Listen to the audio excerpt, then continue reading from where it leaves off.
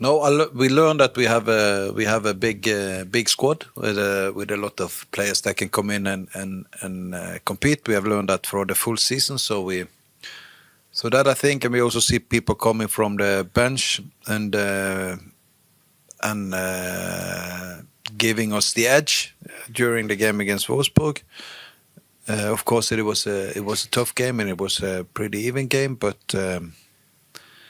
Yeah, I don't think it was only about the referee that made us win the game. I think it was a little bit more than that. So even if that was said somewhere else, but I think that we had the edge over them in the game. So we learned that, and now that when we play our game and when we do our thing and we keep our identity and we grow and made some adjustments during the way, and that's the process that I always talk about. Then we can compete against top European teams, and I think that.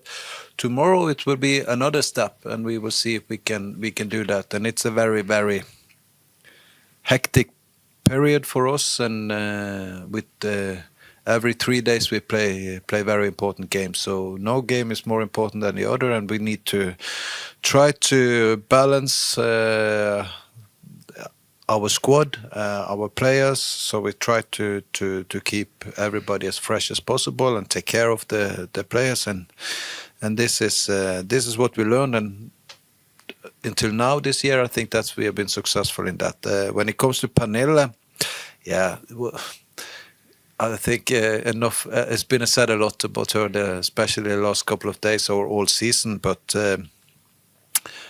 no, she's a world-class player, and she is one of the best in the world. And I think that, for my point of view, and I don't like to speak about individuals during a game, but I think that in some parts of the game on Friday against Wolfsburg, I think that she from the offensive play, she some parts of the game she was on a different level. I think in the way she position herself in the box to sniff those spaces and find the timing right, and also and she works so hard for the team. So I think the cow can underline that from a defender's perspective. When you have attackers that also work so hard for the team without the ball, it's a good thing. So she's in a good way, and let's hope she continues like that.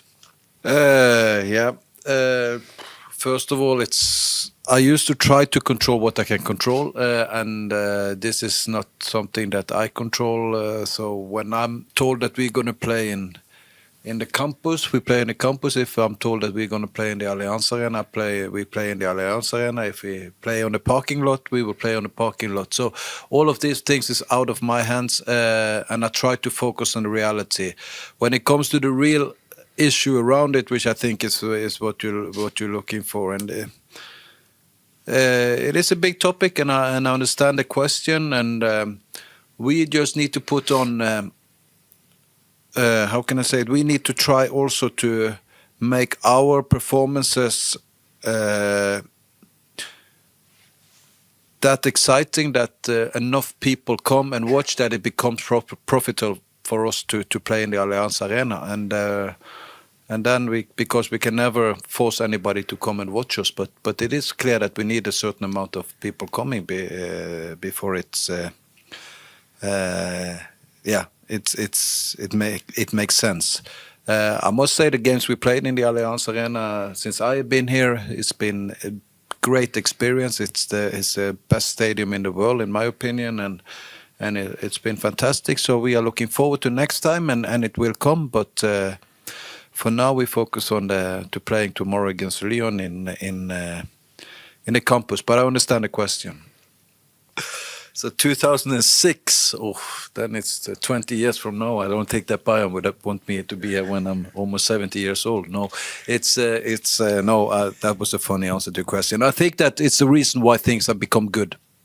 And I think there is a reason why you can see that in maybe the two most successful women's team the last years, and you can see it in both in Lyon and in Barcelona. It is a little bit different, but still the same, because you have the La Masia, where a lot of players come through the the academy, so they have been there for a long time. You have the Lyon who has invested in these players from when they were young, and they are still with the club, and they managed to keep them. That also comes with finances, that you need to keep these players to stay there for so long time. And then they have, of course, not only these players, but they also recruited also top international world-class players during this pathway, which also makes it easier for the other players to stay. So yeah, talk about process. This is part of the process. In the two different ways, but both of these clubs is so of course something that we need to look at to for the next step and the next stage for us. It's is to look at these clubs, that this is where we want to go as well in the future, and if this is my plan, like you said, if you talked about Venny Renard has been there since 2006, at least I would be a part of this process. And this is the thing, that we started something that will finish long beyond our time here, both me and Karo. And but I think this is important for the club to own this process, and that's what they've done in Lyon. It's been a lot of changes also in the personnel around those players that you mentioned, but still have managed to move forward. And it's this is the same with other top clubs. And maybe this is something that we need to learn also a little bit in our club and in our team. And I think we have done a lot of this progress the last 3 years to work on an identity and a culture and in building an environment that the way that we wanted to have it. That I don't think will change if you change some players, or if you change some coaches or whatever. It still needs to be owned by the club, and this is the main thing. But what do you say? Continuity. Yeah, it's always, it's very often, not always, but very often a key to success. And I think that these best clubs have that, and they believe in the pathway, and they believe in the road they started on, and even in the difficult parts, they still continue to move forward. And this is. Yeah, it's a good could be a good learning process for us as well. We will have a strategy, of course. We also have a good. I think we have the best defensive record in the Bundesliga now after the game on Friday. So I think we are back to normal things in how it's been the last couple of years. So I think that is one point. It's not going to be easy. Yeah, it's hard. It's very good individual players. We will try to defend against them the best way we can, and what we believe in will work.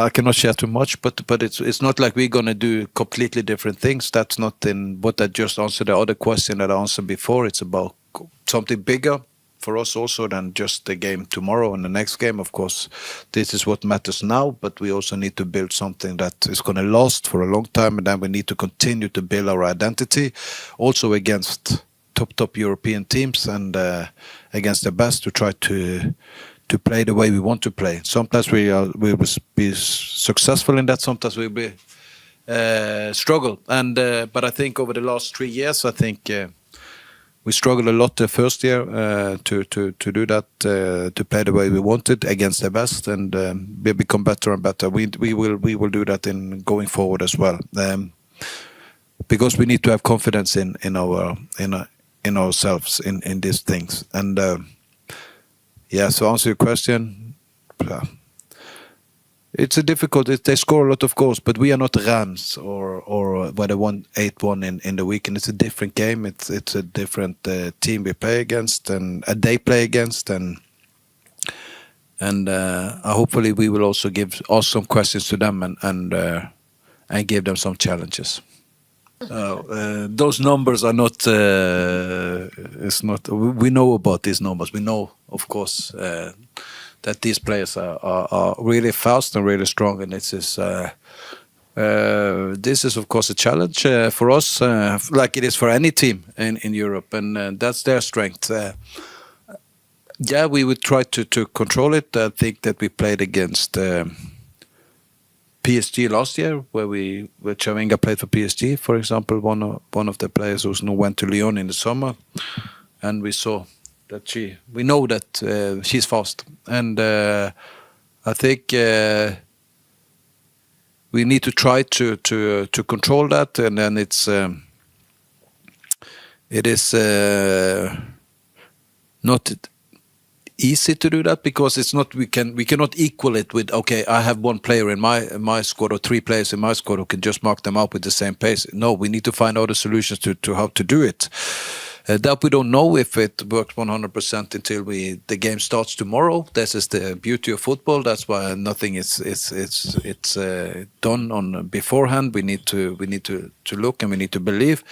But then again, we also know that there are some things about both these players and the rest of the team that we can exploit in it. So in our game against them, if they give us the spaces that we want to play in, I think that they can be underloaded, and we can have good things in our creational game when we build up and when we do stuff. So you have to be aware of something, yeah, and but you also get something when you play against 3 so strong offensive players like them. And yeah, it's good players, but we also have good players, and we have a plan to how to stop them. But it's not like we're not gonna play with 8 players in the last line to cover every spaces that they come in. So we try to believe in our process and believe in our way, and just get maybe a check tomorrow of how far we have come in this, or if we need to